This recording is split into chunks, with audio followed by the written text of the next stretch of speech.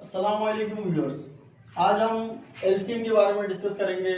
जो छोटे बच्चे हैं उन्हें अक्सर प्रॉब्लम होता है एलसीएम में L stand for least, C common के लिए इस्तेमाल करते हैं और एम मल्टीपल है एलसीएम। अब एलसीएम किस तरह से हम नंबर्स का एलसीएम निकालना पहले सीखेंगे। अब नंबर्स के एलसीएम में किस तरह से हमें एग्जाम्पल ले लेते हैं। एलसीएम में हम सबसे पहले दो नंबर्स ले लेते हैं, उनका एलसीएम निकालना सीखते हैं। 12 और 18। 12 के फैक्टर्स निकालेंगे पहले हम और 18 के फैक्टर्स निकालेंगे हम। तो 2 के टेबल से डिवाइड होता है 12, 3 के टेबल से होता है, 4 के टेबल से होता है, पर हम 2 से पहले करेंगे। सबसे छोटा टेबल यूज करना है, सबसे छोटा नंबर। 2 6 12, फिर 2 3 6, 3 1 3। अब 18 को डिवाइड करेंगे, 18 के फैक्टर्स निकालेंगे। तो 18 के लिए भी सबसे छोटा टेबल यूज करेंगे, तो वो 2 का है। 2 9 18, फिर 3 3 9 और फिर 3 1 3। इस तरह से 12 के जो फैक्टर आए हैं हमारे पास वो आए हैं 2 इंटू 2 इंटू 3, और 18 के जो फैक्टर्स आए हैं हमारे पास वो आए हैं 2 इंटू 3 इंटू 3। ये कॉमन है, ये भी कॉमन है। इनके फैक्टर्स में 2 यहां कॉमन आ रहा है, 3 कॉमन आ रहा है, और अनकॉमन नंबर जो है वो हमारे पास 2 और 3 हैं। हमने पहले कॉमन लेने, कॉमन नंबर ये था, इसके बदले हमने एक बार लिखना है 2।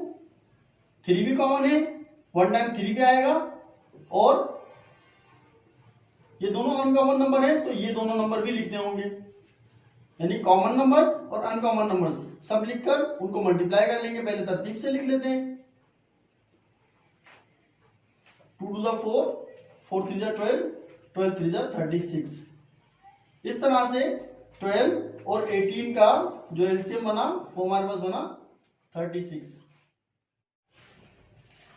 12 और 18 को हमने अलग अलग फैक्टर निकाल के इनका एलसीएम निकालना सीखा। हम अगर इन दोनों वैल्यूज को एक साथ लिख दें तो इस तरह से भी हम इसके एलसीएम निकाल सकते हैं। 2 6 12, ऐसा टेबल हमने 12 और 18 पर इस्तेमाल करना है कि जिससे दोनों नंबर डिवाइड हो जाएं पहले। ठीक है, तो 2 6 12, 2 9 18, 2 3 6, देन 9 2 के टेबल में नहीं आता, डिवाइड नहीं होता, 9 इसी तरह से हम लिख लेंगे। अब 3 और 9 कोई ऐसा टेबल जिसमें दोनों नंबर आते हो वो 3 का टेबल है। 3 1 3, 3 3 9। अब अगेन 3 आ गया, 3 को 3 से डिवाइड किया, 3 1 3। अब जो फैक्टर्स आए हैं हमारे पास 2 इंटू 2 इंटू 3 इंटू 3। 2 2 4, 4 3 12, 12 3 36।